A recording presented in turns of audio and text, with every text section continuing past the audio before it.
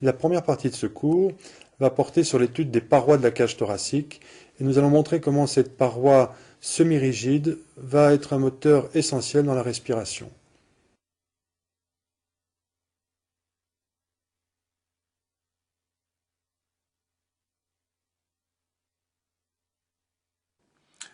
Le cours sur les parois du thorax sera composé de trois parties successives.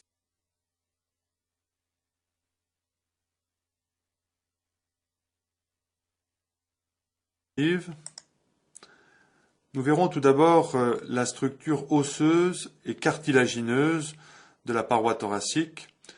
Nous ne reviendrons pas sur les structures du rachis qui auront été étudiées dans un autre cours. Puis nous montrerons ensuite qu'il existe une paroi musculaire. Ce sera essentiellement l'étude des espaces intercostaux. Puis, dans le chapitre suivant seulement, nous aborderons le cours sur le diaphragme thoraco-abdominal.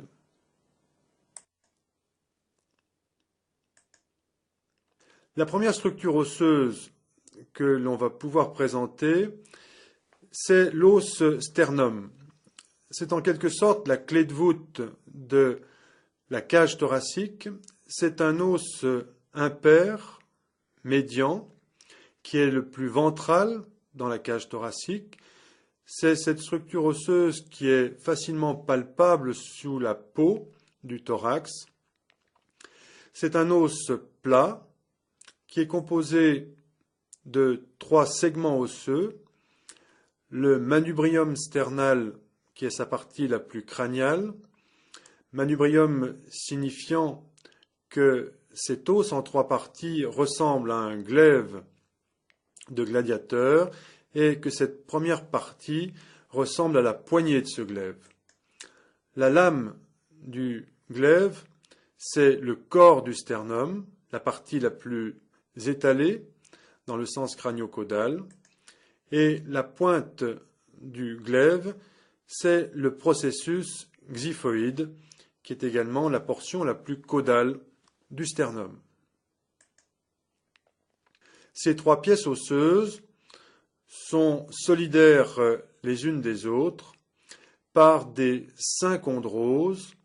La première, c'est la synchondrose manubrio-corporeale entre manubrium et corps du sternum, et la synchondrose corporéo-xiphoïdienne entre corps du sternum et processus xiphoïde.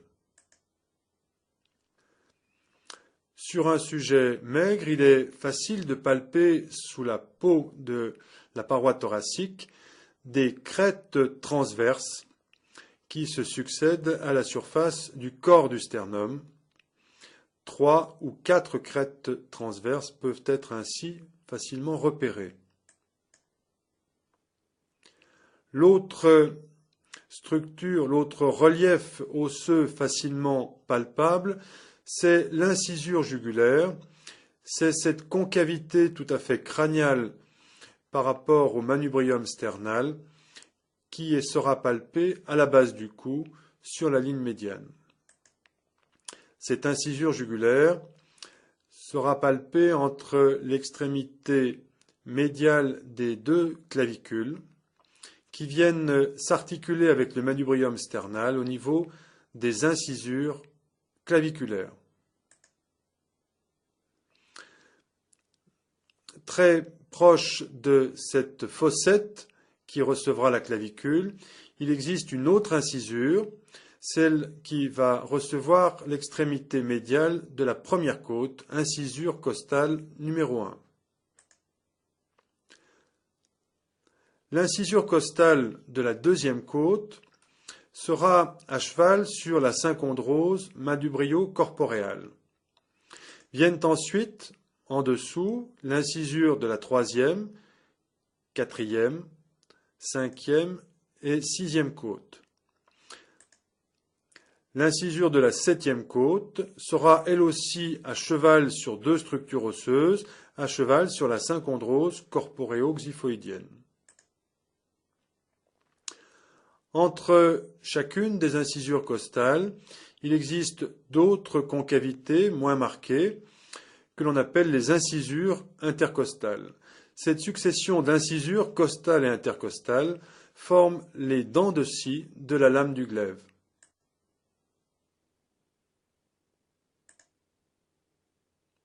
Voici maintenant une vue latérale du sternum sur sa face gauche, représentant les trois pièces du sternum, le manubrium sternal, le corps du sternum et le processus xiphoïde. La synchondrose manubrio-corporéale est marquée par un angle dit angle sternal. Cet angle est un angle obtus ouvert vers l'arrière. Le corps du sternum et le processus xiphoïde sont par contre dans le même plan. Voici maintenant la position des incisures intercostales qui s'interposent donc entre chacune des incisures costales. Voici maintenant sur la même diapositive les deux faces du sternum représentées avec les différentes insertions qui viendront s'appuyer sur le sternum. La partie gauche montrera donc les insertions musculaires sur la face ventrale du sternum et la partie droite sur la face dorsale du sternum. L'insertion musculaire la plus crâniale sur la face ventrale est celle du muscle sternocléido-mastoïdien et à ce niveau, il s'agit plus précisément de l'insertion du chef sternal. La deuxième insertion musculaire sur le manubrium, face ventrale toujours, puis sur la face antérieure du corps du sternum, est celle du muscle grand pectoral. Il y aura donc une insertion manubriale dit chef manubrial et une autre sur le corps du sternum dit chef corporéal. L'insertion musculaire suivante se fait cette fois sur le processus xiphoïde. Il s'agit d'une insertion très étroite, de très petite surface, c'est celle du muscle droit de l'abdomen. Sur la face dorsale maintenant, l'insertion la plus crâniale est celle du muscle sterno-cléido-yoïdien. En dessous, très proche, on retrouve la zone d'insertion du muscle sterno-thyroïdien, toujours sur le manubrium sternal. Enfin, à la face dorsale, deux autres insertions, tout à fait au tiers inférieur du corps du sternum, on trouve l'insertion du muscle transverse du thorax, et à la face dorsale du processus xiphoïde, une des insertions du muscle diaphragme. Cette insertion s'appelle la partie sternale, et en l'occurrence sur ce schéma, la partie sternale gauche du diaphragme.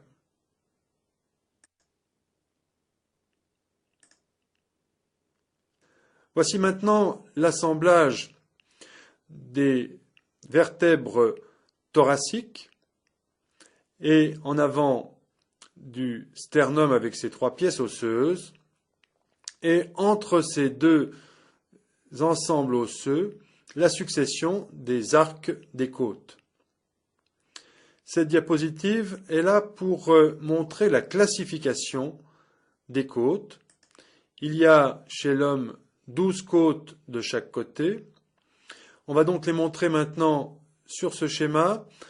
On marque ici la position de la première vertèbre thoracique, la seconde, et tout en bas du schéma la position des vertèbres thoraciques 11 et 12. Vous remarquerez que pour ne pas surcharger le schéma, seules les côtes de 1 à 10 seront représentées sur la partie gauche et les deux dernières côtes, 11 et 12, seront représentées sur la partie droite. Chaque côte est constituée d'une partie osseuse, c'est l'os costal, et d'un cartilage costal, qui est une pièce plus médiale et plus ventrale qui va attacher l'os costal au sternum. C'est cet ensemble, os plus cartilage, qui forme la côte. Voici la première côte, la seconde, et le schéma représente donc, encore une fois, sur la partie gauche, les 10 premières côtes. La côte 11 et 12, les côtes 11 et 12 n'apparaissent qu'à droite. On parle de côtes vraies pour les côtes de 1 à 7. Et on parle de fausses côtes pour les côtes de 8 à 10. Parce que si vous observez ce schéma, vous verrez que les côtes de 1 à 7 sont directement attachées au sternum, alors que les côtes de 8 à 10 sont attachées par leur cartilage au cartilage costal précédent et non pas au sternum. Enfin, on parle de côtes flottantes pour la 11e et la 12e côte, puisque ces deux côtes n'ont jamais d'attache ventrale vers le sternum ou les côtes précédentes. On peut également décomposer l'ensemble des côtes en côtes sternales, ce sont les côtes de 1 à 7, c'est-à-dire les côtes qui sont attachées au sternum, et les côtes asternales de 8 à 12 qui ne sont pas directement solidarisées au sternum ou qui restent flottantes.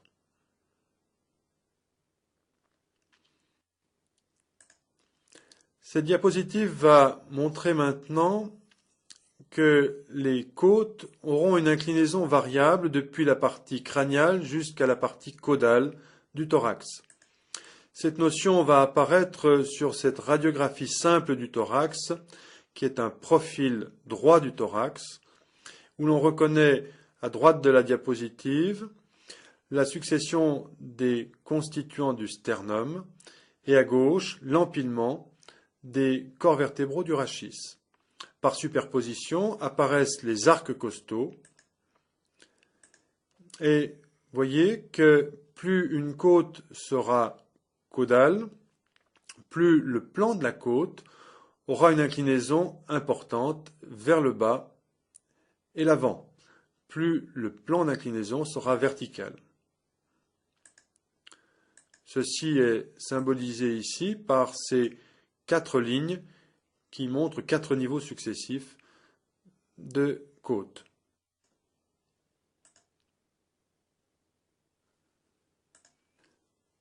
Sur cette vue crâniale d'une côte droite, attachée à une vertèbre thoracique, nous allons pouvoir faire apparaître les différentes parties de la côte et surtout les courbures d'enroulement et de torsion de la côte. On parle de tête costale au niveau où la côte vient s'articuler avec le corps vertébral par une facette articulaire.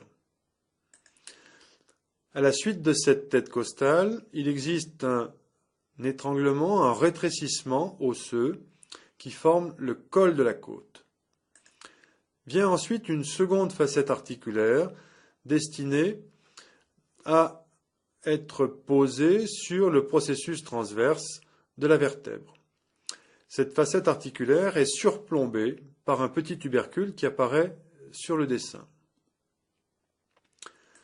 La côte a initialement une trajectoire qui la dirige en dehors et vers l'arrière jusqu'à l'angle costal. À partir de l'angle costal, la côte va comme s'enrouler pour former la cage thoracique. Le segment suivant, c'est donc le corps de la côte qui va partir de l'angle costal former la rondeur de la cage thoracique et ramener l'extrémité sternal de la côte vers le cartilage costal qui l'attachera soit au sternum, soit à la côte sous-jacente. Il y a donc pour chaque côte une courbure d'enroulement. C'est encore une fois celle qui va former le relief de la cage thoracique, la forme de la cage thoracique. Mais on décrit également une courbure de torsion.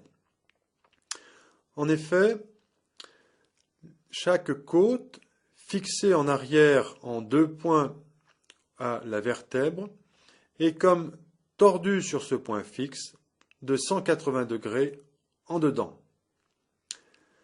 Si vous repérez maintenant la position de ces 3 points rouges à la surface de la côte, voyez que celui qui est le plus dorsal, le plus haut sur la diapositive, est situé sur l'arête dorsale de la côte. Si vous poursuivez cette arête, elle va s'enrouler et basculer progressivement de 90 degrés en dedans jusqu'au deuxième point rouge qui est au tiers moyen du corps de la côte. À ce niveau, le point rouge est donc situé exactement au-dessus de la côte. Puis, si l'on poursuit la palpation de cette arête costale, il y aura encore une rotation de 90 degrés en dedans jusqu'au prochain point rouge qui sera, lui, sur le bord médial de la côte. Il y a donc bel et bien une torsion de 180 degrés sur elle-même. Enfin, cette diapositive permet de faire apparaître dès à présent l'axe de rotation de la côte, qui est un axe symbolisé ici par cette double flèche rose, qui est un axe orienté vers l'arrière et en dehors. C'est sur cet axe que la côte va s'abaisser ou se relever, et c'est par ce mécanisme-là que nous pourrons expliquer les mouvements respiratoires du thorax. Cette diapositive vous montre maintenant la position de chaque côte dans la cage thoracique. Voici l'exemple d'une côte gauche qui apparaît depuis son extrémité sternale vers la droite jusqu'à son extrémité rachidienne vers le haut. Voyez que l'extrémité sternale est systématiquement plus caudale que la tête de la côte.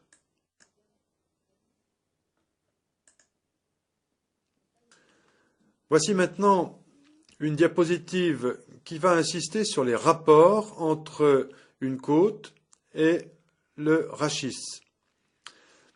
Et sur cette vue de face du rachis présentant 2 vertèbres thoraciques successives, on rajoute l'extrémité postérieure d'une côte pour montrer que la tête costale va s'articuler avec 2 vertèbres successives, mais que par contre la facette articulaire transversaire ne va s'articuler qu'avec une seule vertèbre thoracique.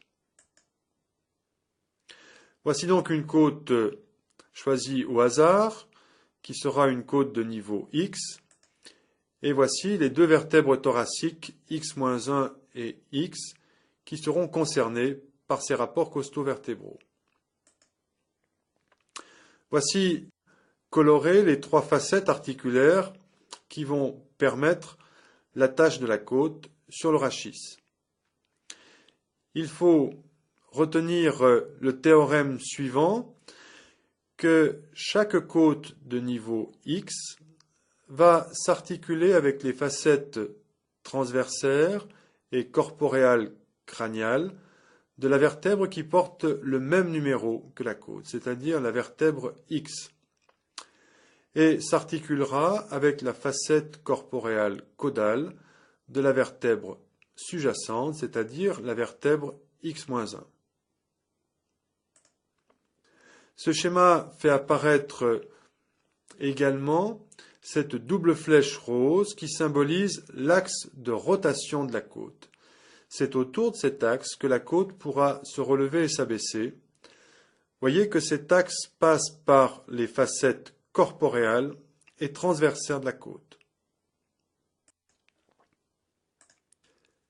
Cette diapositive va maintenant animer la côte par rapport au rachis et donc insister sur la mécanique de cette articulation.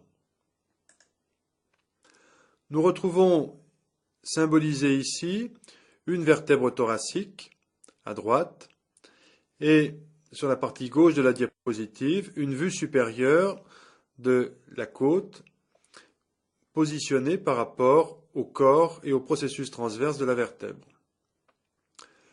On montre tout d'abord l'emplacement de l'angle costal qui sera en fait le point fixe de ce mouvement.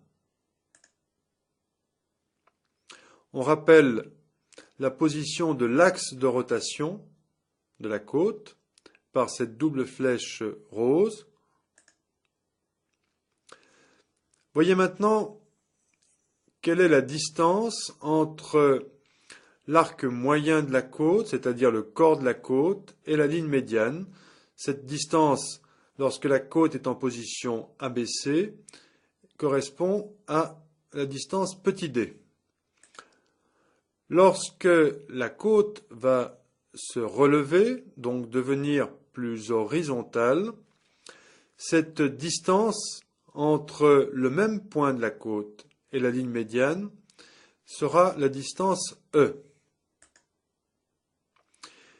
Vous le voyez, la distance augmente lorsque la côte se relève. D est donc largement inférieur à la distance E.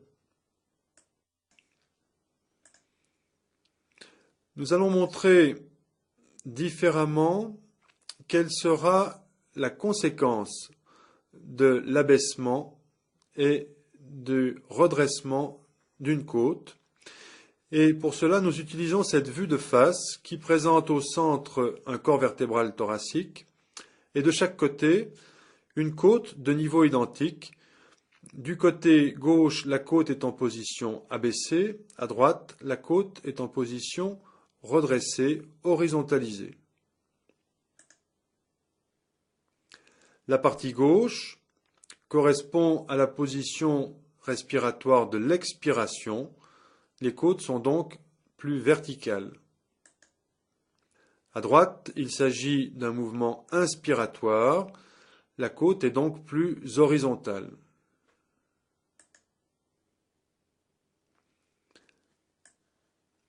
L'horizontalisation des côtes et des cartilages va avoir des conséquences quant à la dimension de la cage thoracique, au diamètre de la cage thoracique. Il faut retenir que la distance du cartilage costal est une distance constante. Elle est marquée par la double flèche petit a sur les deux côtés de la cage thoracique. Ainsi donc, la distance entre l'extrémité sternale de la côte et le sternum est une distance fixe, inextensible. Maintenant, si l'on considère la distance entre l'extrémité sternale de la côte, petit b, en position verticale, et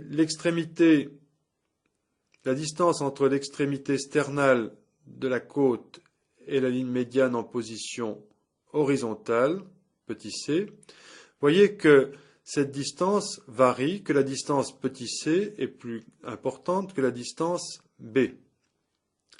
C'est-à-dire que malgré le fait que la distance petit a soit fixe, on va malgré tout écarter la côte de la ligne médiane.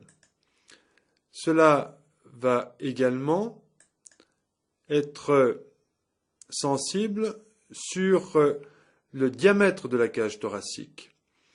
Voici les distances petit d, c'est la largeur du thorax en expiration, Et la distance petit e, c'est la largeur du thorax en inspiration.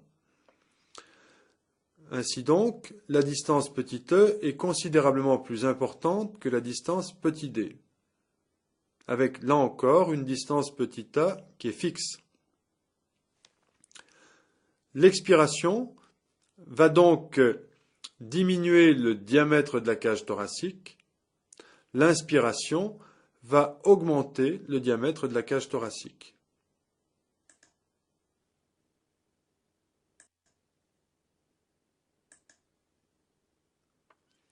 Voyons maintenant quel va être l'effet du mouvement des côtes sur le rachis au niveau du sternum.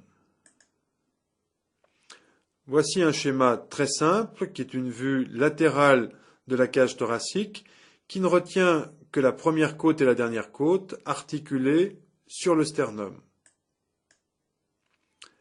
Voyez que le relèvement des côtes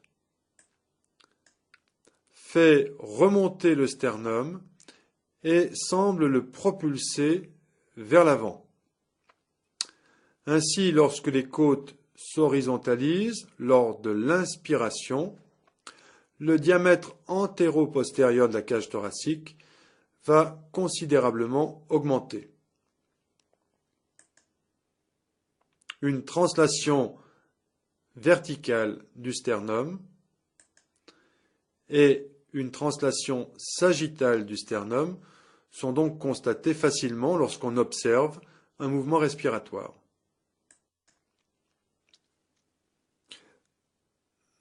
Nous allons maintenant montrer quelles sont les structures musculaires qui vont compléter les parois osseuses et cartilagineuses qui ont été mises en place. Ces structures musculaires vont fermer les espaces entre les côtes, qu'on appelle les espaces intercostaux. Et c'est l'ensemble de ces muscles intercostaux qui font l'objet maintenant des diapositives qui suivent. Il y a 12 côtes et il y aura donc 11 espaces intercostaux.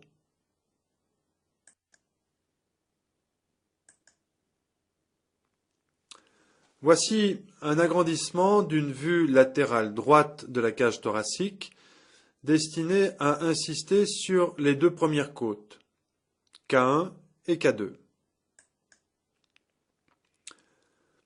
Nous marquons sur ce schéma un plan de coupe AA' qui apparaît maintenant sur la partie droite de la diapositive. Voici donc les deux côtes, K1 et K2, sectionnées dans ce plan de coupe. À la coupe, les côtes apparaissent comme des os aplatis et sont donc symbolisées par ces deux ellipses. On repère maintenant l'extérieur de la cage thoracique et l'intérieur de la cage thoracique. À l'intérieur de la cage thoracique, la face de chaque côte s'appelle la face pleurale, puisque c'est elle qui sera au contact de la cavité pleurale autour du poumon. On symbolise par cette ligne rose ici la structure de la plèvre. Les traits épais marron sont là pour montrer la position des espaces intercostaux et surtout des muscles intercostaux.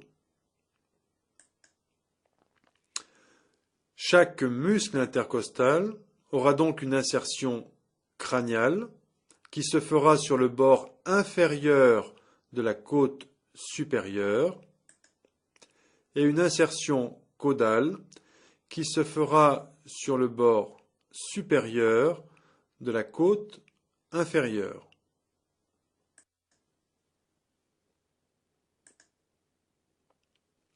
Voici une vue crâniale, une vue supérieure des deux premières côtes.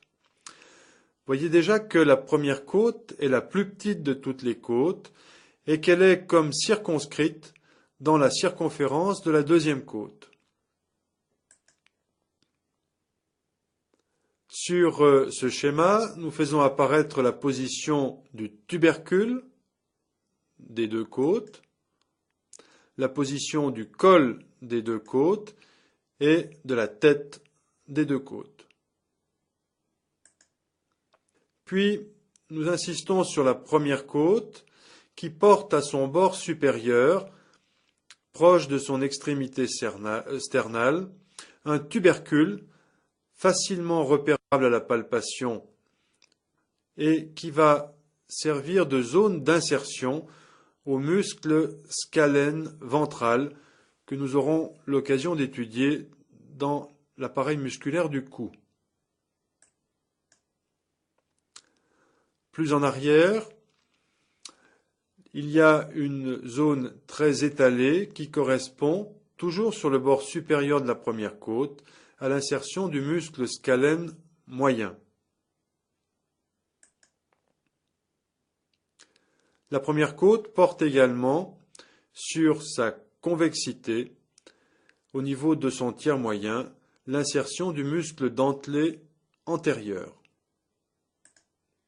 Enfin, son extrémité sternale porte une zone d'insertion pour le muscle subclavier.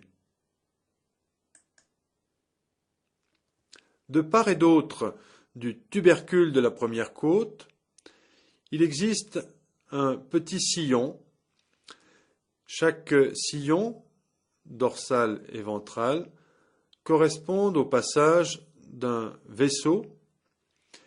Le sillon dorsal correspond au passage de l'artère subclavière qui, du coup, va rejoindre le membre supérieur,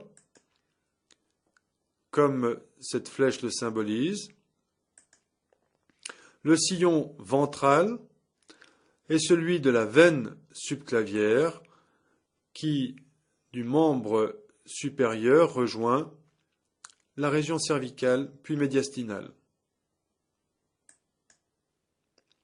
La deuxième côte porte une zone d'insertion pour le muscle dentelé antérieur au niveau de son arc moyen. Un peu plus en arrière, on retrouve la zone d'insertion du troisième des muscles scalènes, c'est le muscle scalène dorsal. Puis, encore plus dorsalement, on retrouve la zone d'insertion du muscle surcostal. Sur la convexité de la côte, l'insertion du muscle dentelé dorsal et cranial. Et enfin, sur la concavité de la deuxième côte, lorsqu'on l'observe par sa face crâniale, on retrouve l'insertion caudale des muscles intercostaux du premier espace.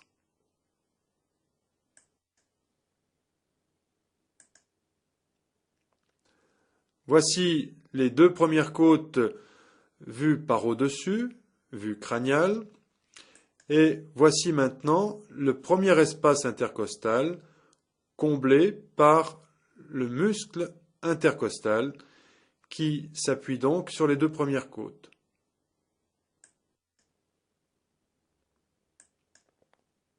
Voici une vue inférieure, c'est-à-dire la face caudale des côtes 1 et 2. C'est également la face pleurale de chacune des deux côtes qui apparaît. À ce niveau, sur la première côte, au niveau de sa convexité, on retrouve la zone d'insertion crâniale des muscles intercostaux du premier espace. Et sur la convexité de la deuxième côte, on retrouve les insertions crâniales des muscles du deuxième espace intercostal.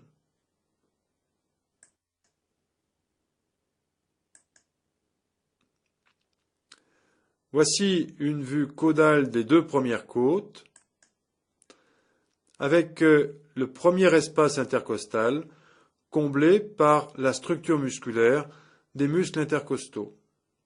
Nous sommes ici au niveau des faces pleurales des deux premières côtes. Nous allons maintenant détailler la structure musculaire de l'espace intercostal. Cette structure musculaire comporte deux muscles intercostaux, internes et externes, et nous insistons ici sur le muscle intercostal interne. Pour cela, on utilise un schéma qui est une vue de 3/4 droit de deux côtes successives de la cage thoracique, avec en arrière l'appui sur les vertèbres et en avant les fixations sur le sternum. Le muscle intercostal interne est un rideau musculaire qui va donc combler tout l'espace entre les deux côtes. Les fibres musculaires du muscle intercostal interne sont obliques de haut en bas et d'avant vers l'arrière, comme le symbolise cette flèche en pointillé. À la partie tout à fait dorsale de l'espace intercostal, les fibres musculaires disparaissent pour être remplacées par une simple membrane intercostale interne, donc un tissu fibreux qui s'interpose entre les deux côtes.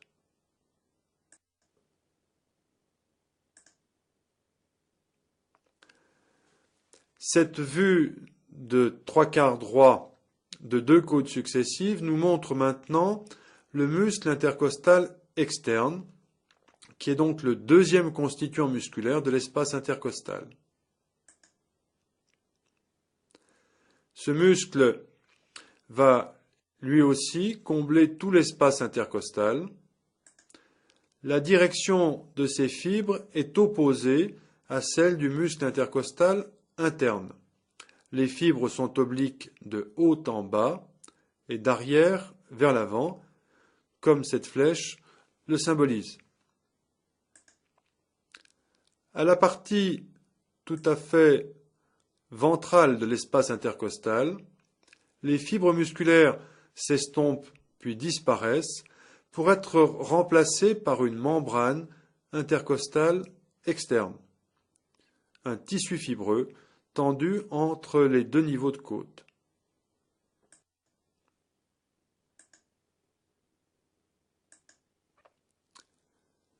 Voici maintenant l'ensemble des muscles intercostaux schématisés sur cette vue de 3/4 droit de deux côtes successives.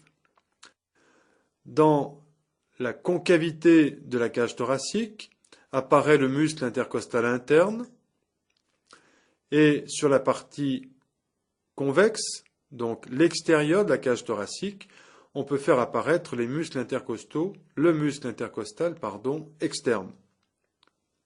Notez l'opposition de direction des fibres musculaires. Nous allons, sur la diapositive suivante, présenter des coupes de l'espace intercostal à trois niveaux. L'une au niveau du col des deux côtes, l'autre au niveau du corps des deux côtes, et enfin une troisième coupe au niveau des cartilages costaux.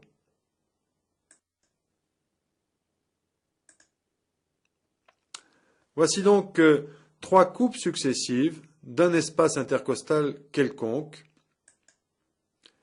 l'une passant par le col de la côte, l'autre le corps de la côte, l'autre le cartilage costal. Pour chaque coupe, la partie gauche de la coupe correspond à la face externe de l'espace intercostal et la partie droite à la face interne de l'espace intercostal. Voici donc les trois niveaux de coupe. Et on peut déjà noter que la forme de la côte change en fonction du niveau de coupe. Et qu'en particulier, au niveau du corps de la côte va être déformée à son bord caudal pour se creuser en gouttière. Et nous verrons plus loin l'importance de cette gouttière sous-costale. Nous allons marquer tout d'abord le muscle intercostal interne,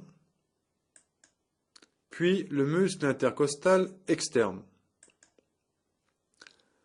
Au niveau de la coupe passant par les cartilages, le muscle intercostal externe est remplacé par la membrane intercostale externe. Inversement, en arrière, au niveau de la coupe passant par les cols des côtes, la membrane intercostale interne remplace le muscle intercostal interne. Sur les deux coupes de gauche, nous pouvons faire apparaître maintenant le paquet vasculo-nerveux intercostal, c'est-à-dire l'ensemble artère, veine et nerf intercostal.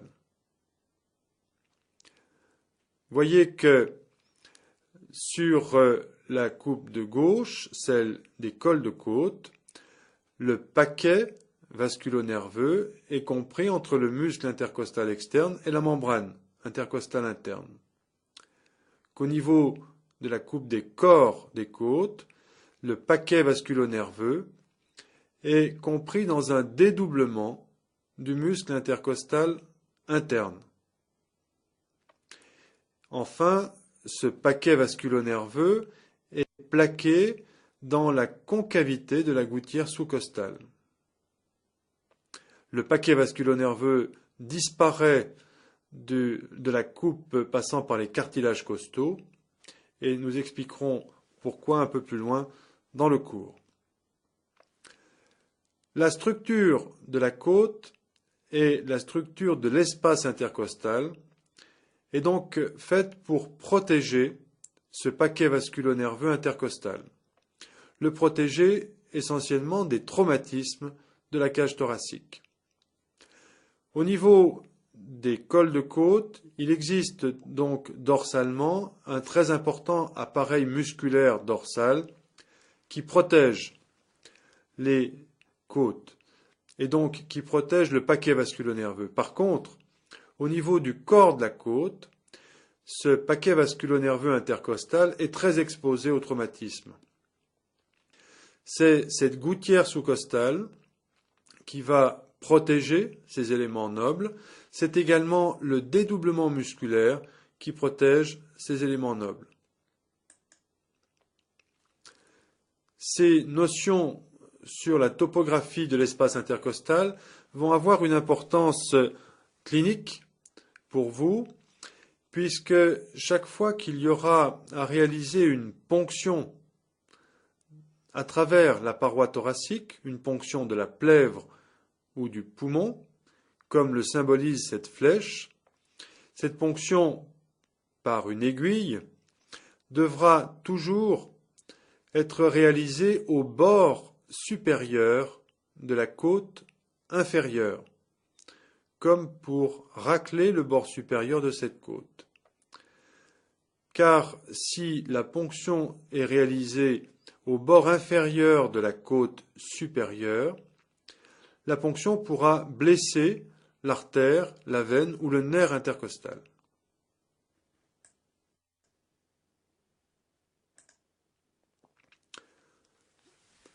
Voici maintenant une diapositive qui va insister sur la circulation artérielle de la paroi thoracique.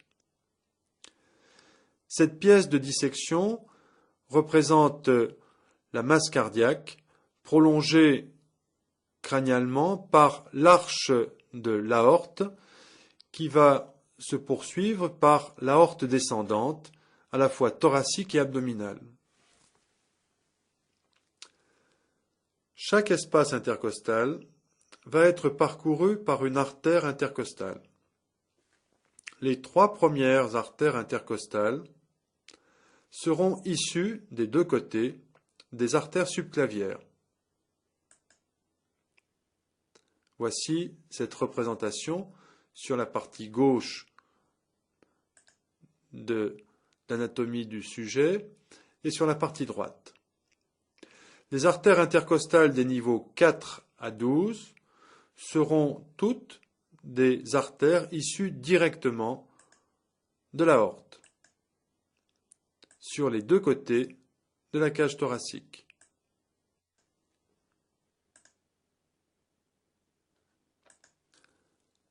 En plus d'une circulation artérielle dorsale qui provient soit des artères subclavières, soit de l'aorte thoracique, il y a pour la paroi thoracique une circulation artérielle ventrale. On la fait apparaître sur cette vue latérale droite de la cage thoracique en mettant en place la section de la veine subclavière en bleu et de l'artère subclavière en rouge qui apparaissent toutes deux au bord supérieur de la première côte droite. Il y aura le même phénomène tout à fait symétrique pour la partie gauche du thorax. À partir de l'artère subclavière naissent les artères thoraciques internes, dont voici la trajectoire à droite. Cette artère est bel et bien à l'intérieur de la cage thoracique, elle apparaît donc par endroits en pointillés, elle est plaquée sur la face sternale des côtes et cartilages costaux. Parallèlement à cette trajectoire, on met en place maintenant la trajectoire de la veine thoracique interne, ici droite, qui va rejoindre la veine subclavière droite.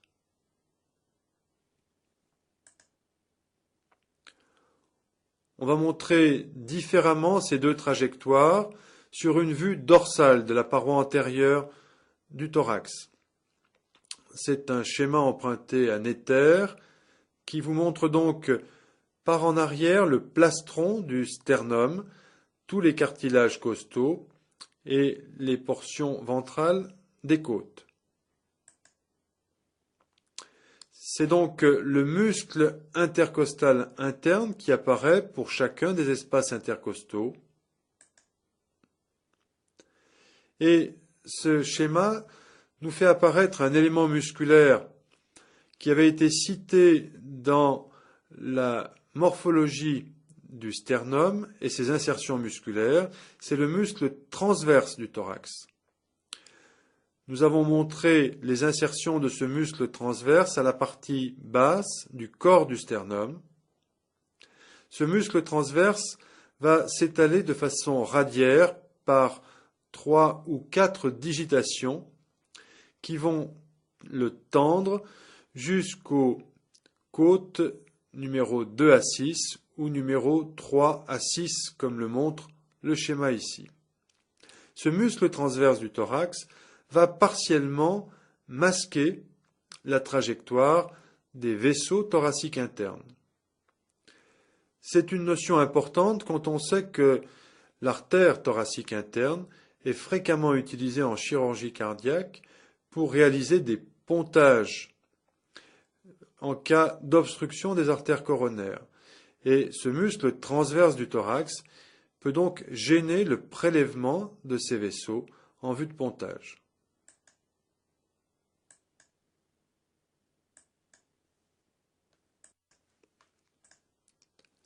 Nous allons maintenant insister sur la circulation veineuse de la paroi thoracique et montrer comment toute la circulation veineuse de cette paroi va se drainer dorsalement dans un système de gros collecteurs veineux qui forment ce que l'on appelle le système azygos.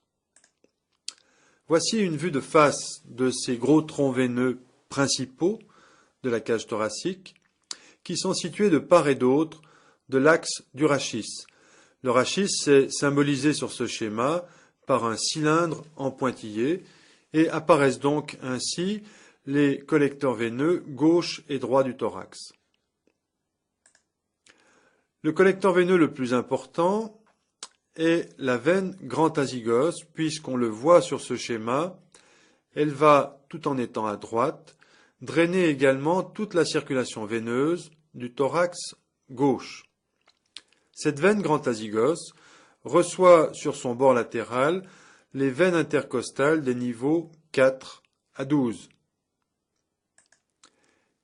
Elle se termine par une arche ou arc azygos qui va ramener le flux sanguin de la région dorsale proche du rachis vers l'avant, vers plus exactement la face dorsale de la veine cave supérieure, veine cave crâniale, dans laquelle s'abouche la veine grand azygos.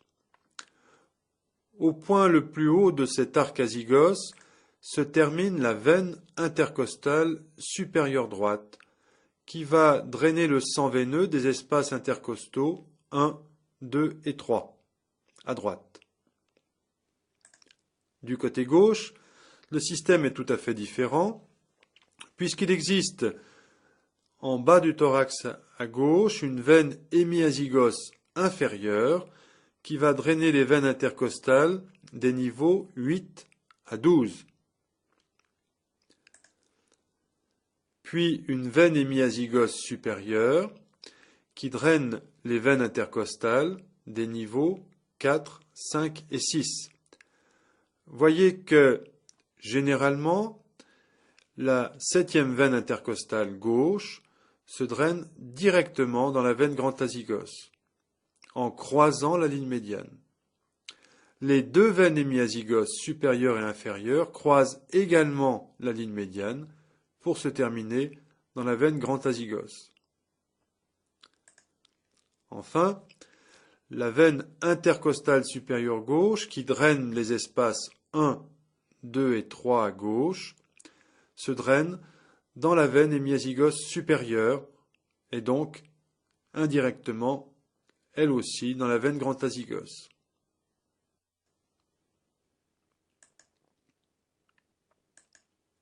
Voici maintenant une synthèse de la circulation sanguine de la paroi thoracique, montrant la circulation dorsale et ventrale, mais également les éléments nerveux qui vont occuper les espaces intercostaux.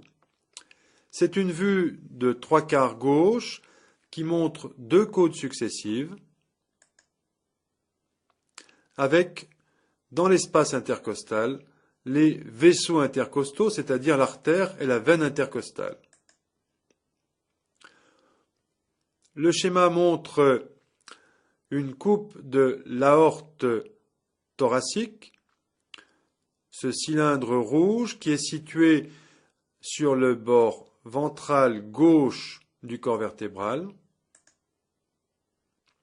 Le schéma montre également la position des vaisseaux thoraciques internes, ici à gauche, une artère et, pour le cas choisi, deux veines thoraciques internes. Le schéma montre également sur le flanc droit du rachis une coupe de la veine grand azygos, représentée comme un cylindre en bleu sur le schéma, et la veine qui lui est symétrique, c'est la veine hémiazygos, soit inférieure, soit supérieure selon le niveau choisi. On rajoute sur ce schéma vasculaire la position du nerf intercostal et nous aurons ainsi l'ensemble du paquet vasculonerveux intercostal, donc l'élément noble qui va parcourir toute l'hémicirconférence de l'espace intercostal. On rajoute enfin la chaîne sympathique thoracique. Cette chaîne nerveuse ganglionnée, verticale, qui est située au niveau des cols des côtes, qui est une chaîne ganglionnée puisqu'à chaque niveau du rachis, cette chaîne est déformée par une formation ganglionnée. De chacun de ces ganglions naissent des rameaux communiquant avec le nerf intercostal.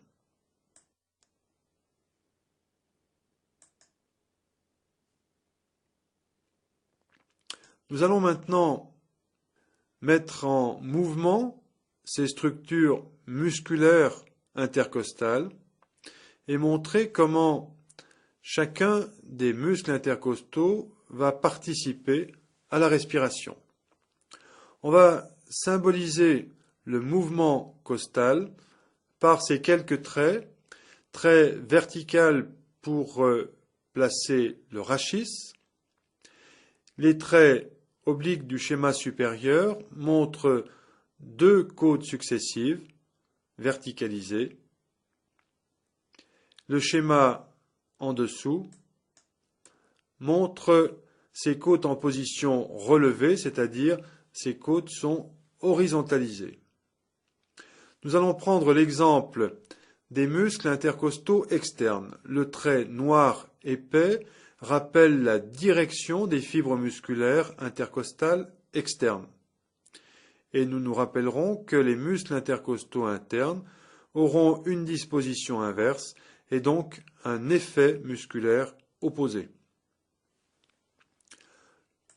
Lorsque le muscle intercostal externe est au repos, ses fibres sont allongées, les côtes sont obliques, voire verticalisées.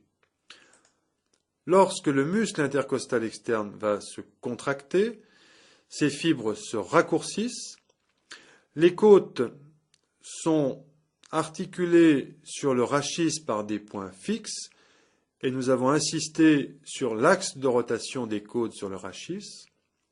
Ainsi donc, un raccourcissement des fibres intercostales externes ne peut qu'horizontaliser les côtes.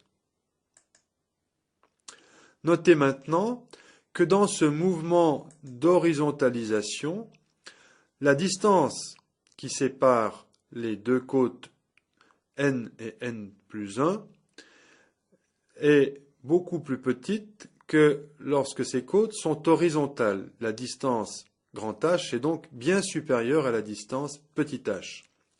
Lorsque les côtes s'horizontalisent, c'est-à-dire lorsque le muscle intercostal externe se contracte, l'espace intercostal s'élargit. Et cela va donc participer encore à l'augmentation du volume de la cage thoracique.